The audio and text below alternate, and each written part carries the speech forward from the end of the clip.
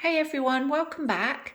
I'm going to share another recipe with you today, and this one is a gluten-free berry pecan crumble. And I really enjoyed the apple crumble recently, so I thought I'd do another version, just tweaking it slightly. And the ingredients that you'll need for this recipe are some frozen or fresh berries, some gluten-free oats, some pre-melted coconut oil, some desiccated coconut, some maple syrup, some coconut flour that's also gluten-free, some squeezed lemon juice, some gluten-free oat flour, some tapioca starch, some pecans,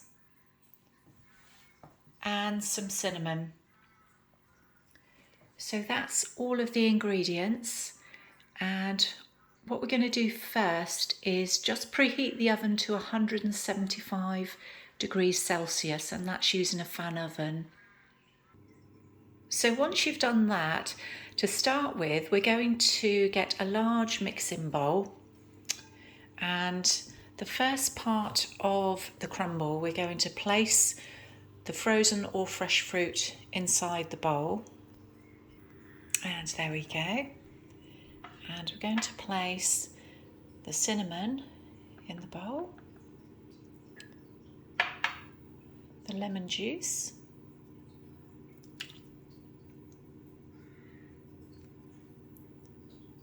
the tapioca starch,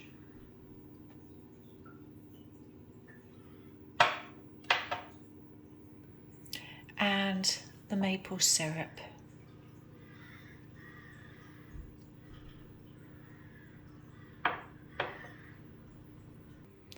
And just give it a good mix in. Just make sure the fruit is well covered. And next, if you get yourself a baking dish, and roughly about 10" by 12" roughly, we're going to place the fruit into this. And there we go. So we're going to place this one aside while we do the topping. And meanwhile, we're just going to chop the pecans just roughly. And there we go, just so you've got smaller chunks. So now we're going to make the topping, and just placing in a medium-sized bowl or a large bowl the coconut flour,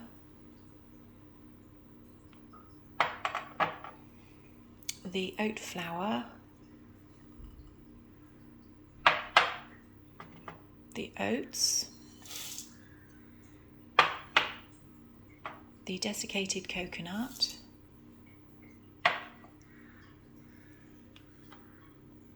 the cinnamon, I do actually use 2 lots of cinnamon in this recipe, one for the base and one for the topping, but all the ingredients will be in the description box below and the method. And next we're going to add the pecan nuts. And then finally we're going to add the melted coconut oil. Okay, so if you get yourself a spatula, and we're going to just mix all of this in together.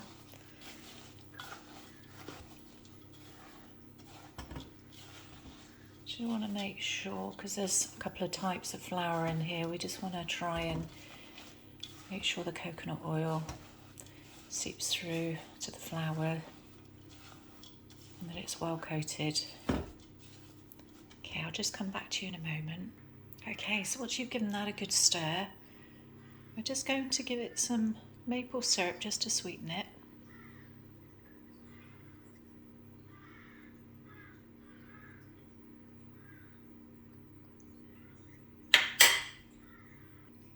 And after you've given it a good stir, we're going to pop this on top of the fruit berry mix.